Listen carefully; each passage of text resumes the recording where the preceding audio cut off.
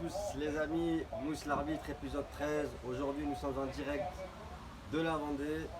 Installez-vous, nous allons parler des demi-finales de l'Euro. L'heure est grave et ça commence.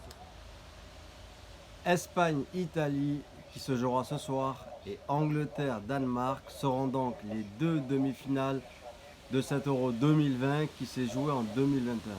Alors avant de parler de ces deux demi-finales, petit bilan sur l'organisation. On a joué cet Euro sur plusieurs pays, allez, une dizaine de pays. Est-ce que ça m'a plu? Est-ce que ça m'a pas plu? Est-ce que le format de prendre les trois meilleurs du classement, est-ce que ça apporte un plus à cette compétition? Et bien là, les amis, je voudrais adresser mon premier carton rouge. J'ai été indulgent jusqu'à présent, mais voilà, c'est un échec total. Alors, le premier carton rouge concerne l'organisation. À aucun moment, je me suis senti dans une fête du football. À aucun moment, j'avais compris que tel pays organisait l'Euro. Voilà, ça a été trop dispersé. Il y a même des gens qui se sont trompés de pays en y allant, donc c'est pour vous dire. J'ai pas aimé ce format-là. Quand c'est un seul pays qui organise, allez, même deux c'est très bien aussi. Ça va jusqu'à deux. Co-organisateur ou juste un pays qui organise, c'est beaucoup mieux. Voilà. Tous les peuples se rencontrent au même endroit, ils font la fête ensemble. Ils vont voir les matchs ensemble. Ça permet de visiter aussi le pays entièrement, pardon. J'ai eu la chance, vraiment la chance de faire la Coupe du Monde en Russie. Et voilà, ça a été extraordinaire. Tous ces peuples qui se rencontrent, qui discutent, qui échangent autour d'une même passion, le football, c'est énorme. Là, tout ça, ça a été du n'importe quoi. Business, encore et toujours.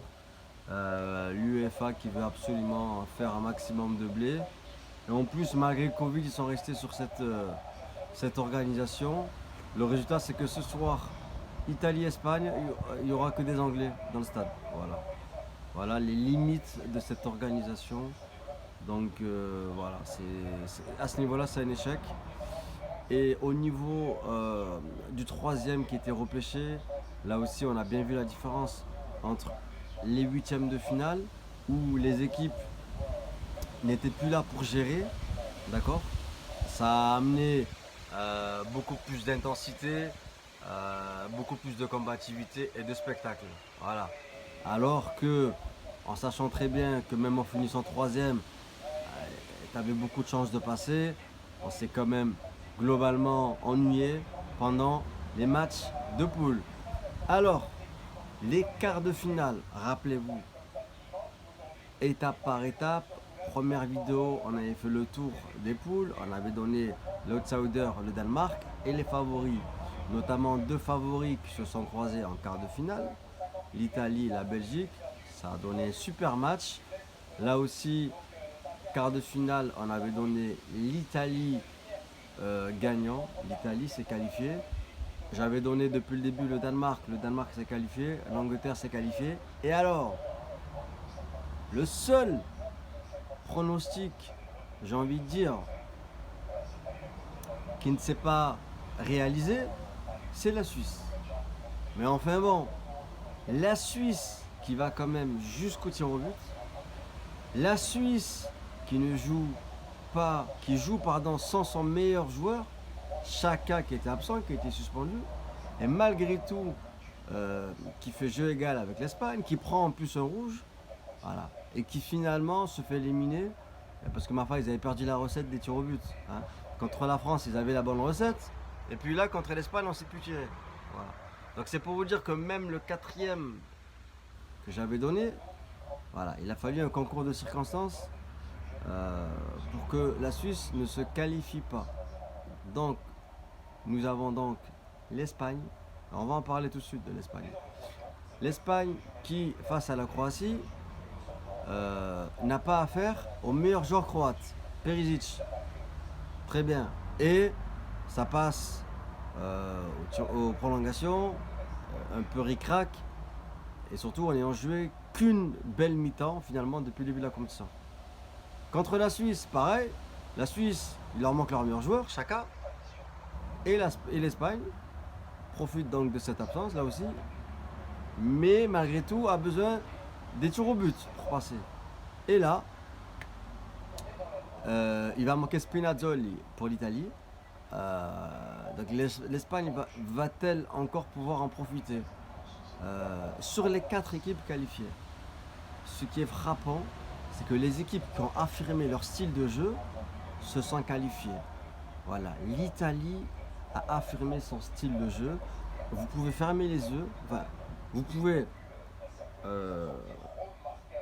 cacher la tunique des Italiens, cacher le nom de l'équipe, et vous devinerez que c'est l'Italie qui joue, avec leur style propre à eux. Pareil pour le Danemark, c'est incroyable. J'ai l'impression d'être revenu en 92. Le Danemark, vous les reconnaissez avec leur style de jeu à des kilomètres. Voilà, il n'y a pas besoin de voir que c'est la tenue du Danemark pour savoir que c'est la marque qui joue. Et les Anglais, pareil. Les Anglais qui se sont affirmés pendant cet Euro avec leur style de jeu propre à eux. Et c'est ce qui est frappant, c'est que cette année, voilà, les équipes qui ont respecté leur identité de jeu, leur style, sont allées au bout.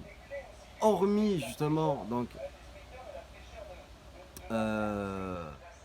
l'Espagne qui confirme la règle, l'exception donc espagnole qui confirme la règle.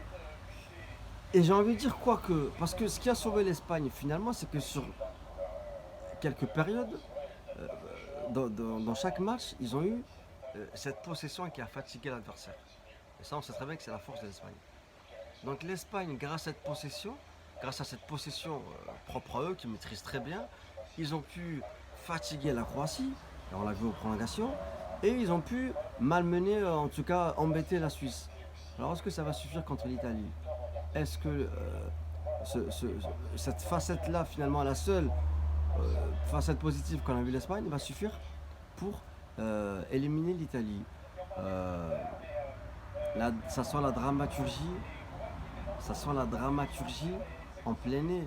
Parce que malheureusement, on sait très bien qu'il n'y aura qu'un seul vainqueur. Et quand on pense à cette Italie, cette renaissance italienne qui était absente depuis de nombreuses années, enfin, cette belle génération avec le travail de Mancini extraordinaire. Mancini que je détestais, j'étais pas fan du tout. Quand il coachait, que ce soit City ou même en Italie, je trouvais ce coach vraiment faible et avec manque de personnalité, d'accord, manque d'ambition, manque de style. Et là, il a trouvé sa place. Qui l'eût cru?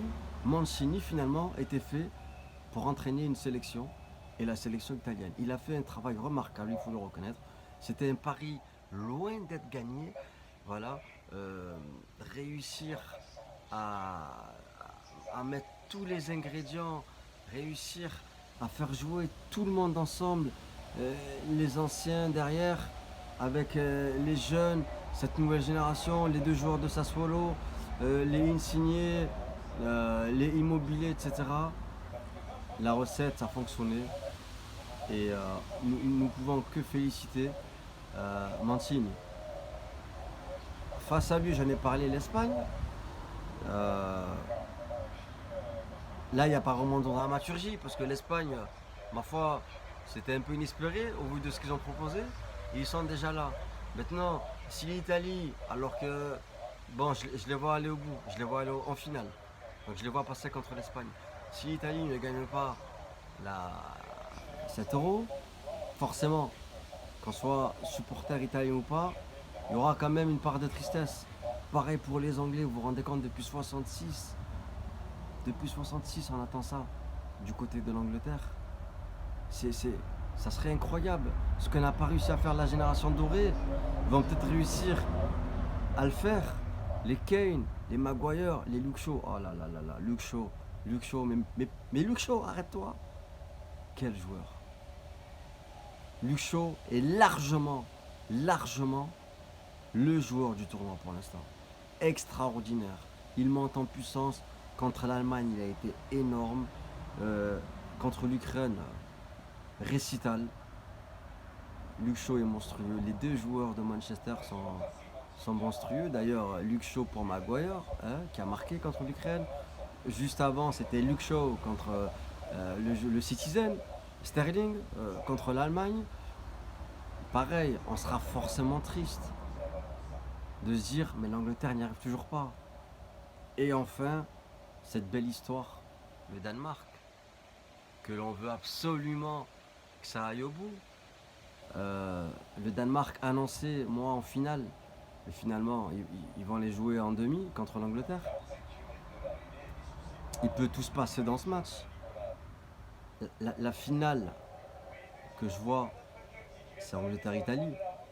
Mais là aussi, on sera triste que ce soit l'Angleterre, l'Italie ou les Danois. Il y aura forcément deux malheureux perdants. Et honnêtement, les trois méritent d'aller chercher ce trophée. Les trois nous auront régalé. L'Angleterre-Danemark va être exceptionnel. J'en ai déjà les frissons.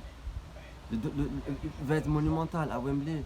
Les Danois, la machine danoise, va-t-elle en fait être stoppée par la classe royale? Là est la question. Donc voilà mes amis, nous avons fait le tour de ces quarts de finale. Nous avons pronostiqué les demi-finales. Donc victoire de l'Angleterre pour moi. Et l'Italie qui mettra un terme à l'épopée espagnole. On se reverra donc pour la finale. Italie-Angleterre si tout va bien. Prenez soin de vous. La Vendée vous embrasse.